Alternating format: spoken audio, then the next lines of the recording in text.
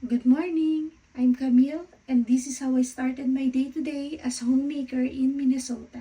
Pagkagising ko, dumiretso na ako sa CR to brush my teeth, wash my face, and comb my hair. Inayos ko na rin yung beddings bago ako umakyat sa kitchen. Habang si Pat, nagwo-work na. Dito pala sa basement yung room namin, and we are just renting. Itong kitchen ang madalas na una kong pinupuntahan. It has been my habit to clear the dishwasher first if I still need to before ko ipagtimpla ng kape si Pat. But today, nakapagkape na pala siya. Ako naman, madalas ay oat milk sa umaga. Minsan, nagluluto ako ng breakfast, especially kapag sa office ang pasok ni Pat or may request siyang kainin. But since marami kaming na-receive na cookies ng Christmas, yun muna ang kinakain namin. While eating, chinecheck ko na rin ang sheet kung anong lunch namin and kung ako bang nakasked for today para magluto. After breakfast, naalala kong Nakasalang pa pala ako sa dryer.